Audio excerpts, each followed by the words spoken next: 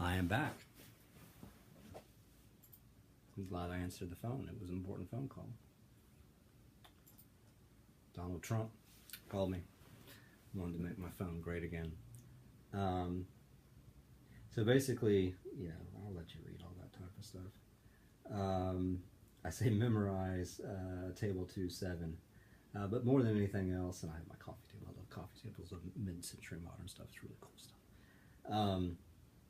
Where folks become much more interested in not looking at just how we are passive. We are not passive dopes, just soaking everything in. We are active audience members. We are active consumers. We are active persuadees, and we can use media in multiple ways.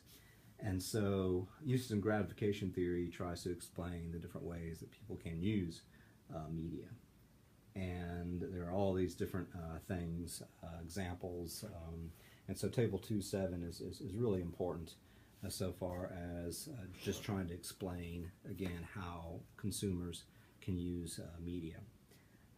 Surveillance, that is staying in touch with current events, watching the news, going to the news sites on your smartphone or your iPhone, whatever. Curiosity, wanting to learn something new, watching a reality-based television show or watching something on YouTube to learn how to do something. Diversion, got to escape, so watching a sitcom or whatever. Star Trek. Boldly go. Live long and monkey.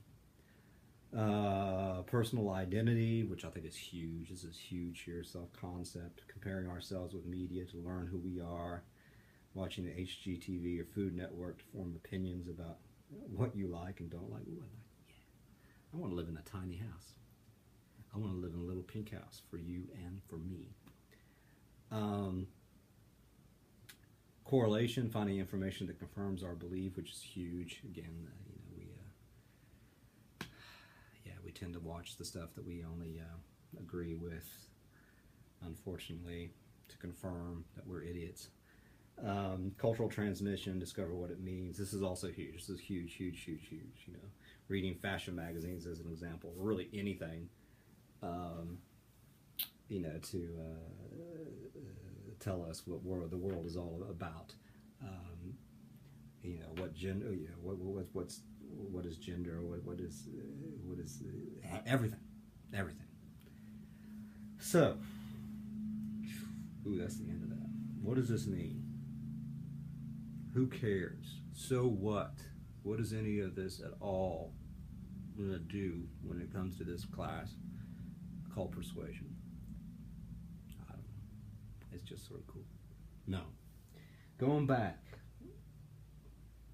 Symbolic convergence. We oftentimes want to think about, okay, how do certain organizations use, out of intention or not, I would say, certain stories, certain brands, certain slogans or whatever, and how's that chain out? How does that stuff create for the persuadees or the consumers a certain view of reality, and then how does that work to converge a certain sense of reality for or a group?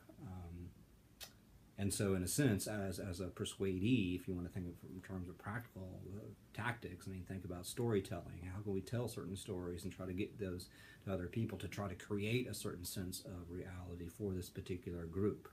That's what branding, in a sense, is all about. Through that repetition, you're trying to create a sense of identity for a particular group. So for Columbia College right now, our new brand, You're on Your Way, which is very similar to every brand that every college in the world has. You can get anywhere from here, no limits. They're all sort of the same. But in any case, it tries to create a certain sense of identity, a certain sense of reality for this group. McDonald's, I'm loving it. Yeah. But all these different things. Nike, what's it? Just do it. Just do it, or don't. And then as a persuadee, trying to understand that process is sort of important. And then, of course, for the whole social construction reality, use of gratification again, as a persuader, you sort of understand how people, in a sense, use media, and so you can sort of cater to that. But also, and I think uses of gratification is pretty much more important for the consumers, understanding that I can almost subvert certain things, but also be very critical of things, realizing that for the most part, and I do think this is the most important thing, is this whole cultural transmission, that all the various symbols out there that help to sort of tell us what it means to be an American, for instance, is through, tells us through television. Everything is always contested. We have multiple perspectives of all that type of stuff, but oftentimes we can find that through the media, or we can find who we are through media. Being critical of that, I think, is very important. But also on the flip side, being a persuader is also interesting to learn the ways that people use media. Does that make any sense whatsoever?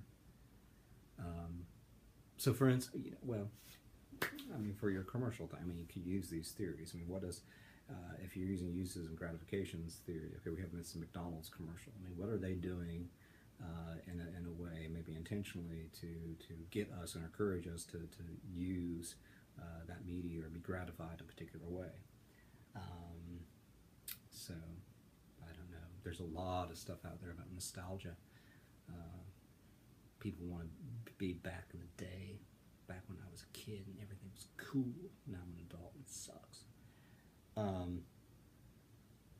So there's a lot of stuff like that out there. But in any case, so these two theories, uses and gratification, symbolic convergence theory. Maybe this helped you out, maybe not. Two very important theories that you need to know, just so you can say that you're an educated communication studies scholar. I will be back with more.